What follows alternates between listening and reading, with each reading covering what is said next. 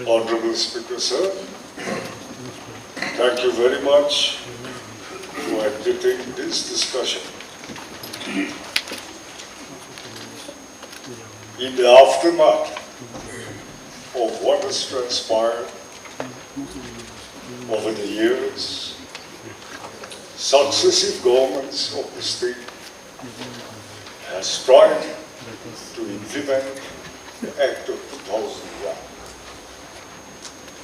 We have met with unprecedented situations and encountered many ghastly events which have nearly caused a storm and brought the government to a standstill. Today, with the issue being familiar and having also the opinions and suggestions of all the political parties represented by their honorable members in this House and outside, we have interacted by way of conducting consultative meetings with our tribal leaders, civil societies, and all the relevant stakeholders. The department, we have already repealed the Principal Act of 2001 with the determination to bring out a new Nagaland Municipal Act of our own. We are glad that we have stood our ground and the highest court in the country in its latest verdict has recognized the provenance of Article 371A, and they went a step further to assure that the customary laws of Naga people will not be infringed upon. It came as a request. If we read through the lines, it is mentioned, and it is mentioned that they are concerned about the women folks and as to why an enlightened and educated society like Nagas should not be able to find a place and accommodate the 33% reservation for our women folks. In the light of that, we are glad to see that the entire society has made a lot of concessions, and to keep pace with the other societies in the world, we have accommodated in our new proposed act that 33% reservation, more so to honor the court's request and forward to us. Today, after 21 years under the leadership of our leader of the House, Mr. NLA, a bill is being introduced in this House where the department's concerns have tried their best to accommodate whatever grievances has been the issue with us and our people. So I don't feel it necessary that the participations for the discussion of the ULB and the new act should go in length. It is simple. We need to only register and forward our support to this transition that we had repealed in total the previous act, and we welcome and support the new proposed act of our municipal act, which will be introduced by our Honorable Chief Minister today. Thank you, sir. Speaker, sir, I rise up to say a few things on 33% reservation. Today, when we have come to this day, after a long, long time, I just want to say, I feel I should say thank you to three groups of people here. The first is the central leaders who framed the policy that 33% should be there. And the second thing is that, the second group is that the NMA, Naga Mothers Association, for heralding the news to the women of Nagaland. Actually, and the third is the Naga men, our menfolk. Almost all, I can say all, our menfolk has said today that it has to be there, women also has to be there, and to go ahead, to progress, we need all these policies to be put together. So the 33% women reservation is also approved by our Naga men, for which I would like to say a big thank you to our Naga men. Thank you. Honorable Speaker, sir, I rise to participate in the matter of discussion on matters of urgent public importance under Rule 50 pertaining to urban local body selection. Sir, it has been 2 decades since the last urban local body elections were held in our state. And after 2 decades, the 14th Legislative Assembly, under the leadership and statesmanship of our Honorable Chief Minister, Shri Referral, has come up with the brand new, the Nagaland Municipal Bill 2023. We have seen through all the troubles and all the chaos that were there due to these urban local body elections.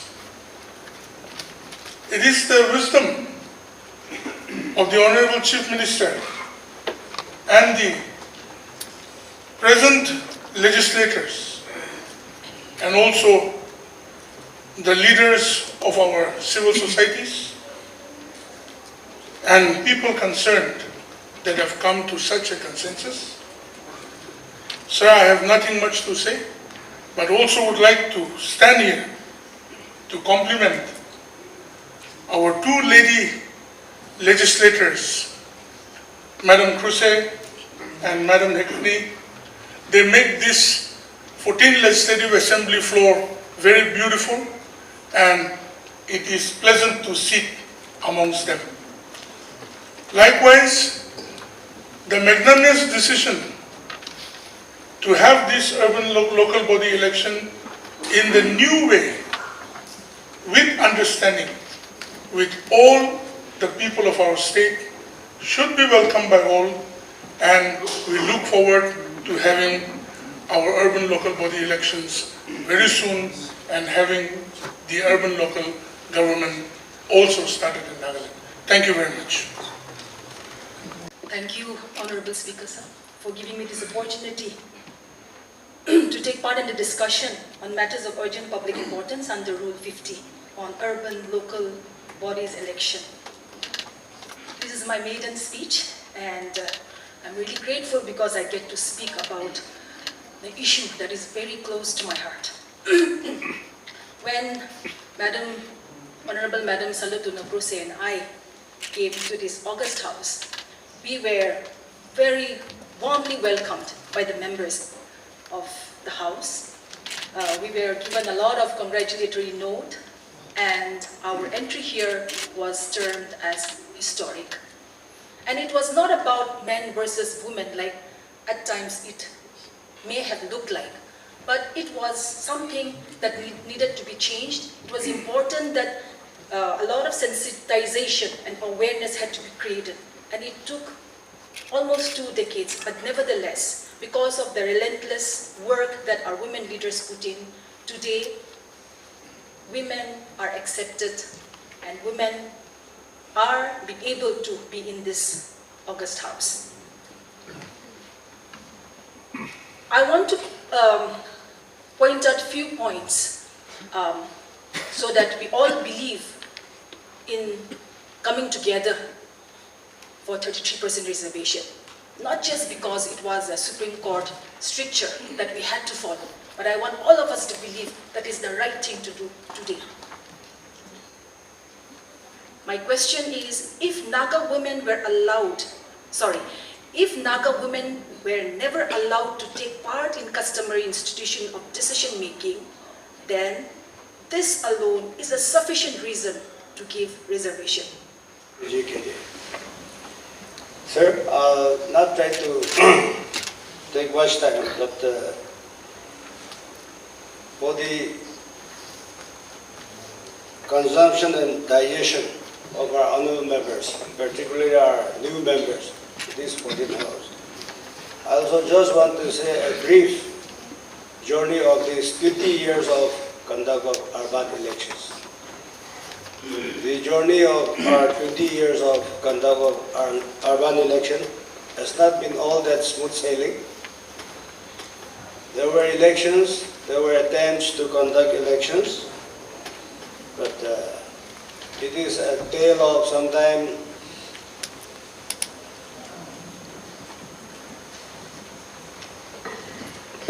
pain, sometimes confusion, sometimes misunderstanding and division among the Naga people. I think during the month of September 1st, which some other member had referred, I feel that this time, with good understanding, respect for each other, and respect for our Naga rights guaranteed under Article 371A of the Constitution, I feel and I hope that whatever has been discussed and whatever has been put across, now I find the state government and the public, Naga public, in the form of apex tribal hosts or civil society organizations or even members of the Naga public, have finally agreed upon something which will be in the form of sharing platforms, even in the decision-making body, inside and outside the house, that we also need our women in every form of decision-making or for working together and to take our state forward. With the rest of the other members, I want to congratulate the leader, including the Parliamentary Affairs Minister, for bringing out the new Municipal Act Bill 2023. As the Act may be, it is very important, and I'm very sure what our Honourable Member ULB advisor has said, all the ingredients must be here. But as a matter of fact, the other day the three ULBs had voiced out their differences. So I want to remind this House that an act to administer and regulate urban bodies in Nagaland can't be done unless it is constituted with all the tribals in Nagaland. It's certainly, whatever is laid in this House as a bill today, will go for examination of a parliamentary select committee, which our Honourable Speaker will constitute. And I'm sure, while constituting that committee, it will be a balance. We will have a balance in the representative of the different regions and tribes and districts. After the examination of this Parliamentary Select Committee, this committee will reach out to all the tribal leaders, the civil societies, and any stakeholder for application of its finality. So it should not be misconstrued, it should not be misunderstood that this bill and the proposed new municipal act is exhaustive. It is only an exercise, it's only a skeleton, if we can understand it better, and other things will be filled up slowly. We are not in a hurry. The government is not rushing in and it will accommodate all the views so that we reach a consensus. It is our appeal that whoever have taken a different stand will also see eye to eye with this new initiative. Thank you, Speaker, sir. The impression that I have got from the discussion that we have just wound up is that the House wants to refer the Nagaland Municipal Bill 2023 to a select committee. Before the bill is referred to a select committee, I would request the Honorable Leader of the House to first introduce the Nagaland Municipal Bill 2023. Thereafter, I will explain the process in which the Honorable Leader of the House will move the bill to the select committee. Honorable Leader of the House may now move the bill. Speaker, sir, I beg to move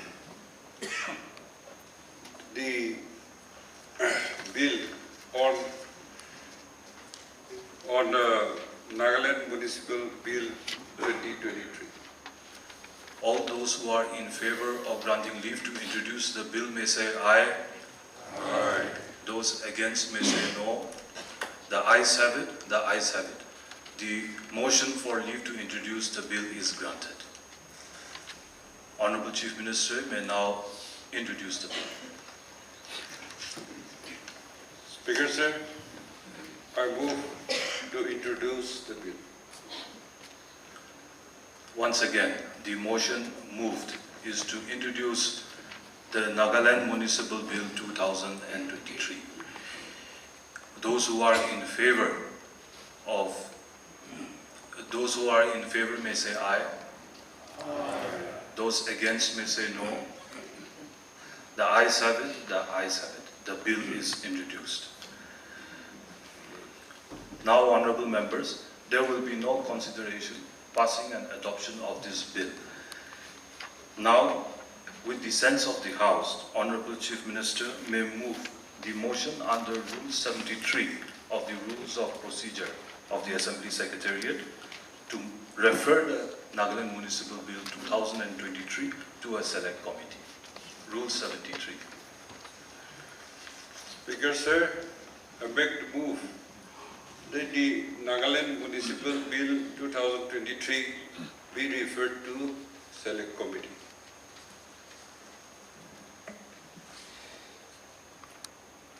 In accordance with Rule 73B of the Rules of Procedure and Conduct of Business of the Nagaland Legislative Assembly, I now refer the bill to a select committee. The select committee thereafter will be constituted under the Rule 228, under the powers vested on me through the Rule 228. The bill will be referred to a select committee.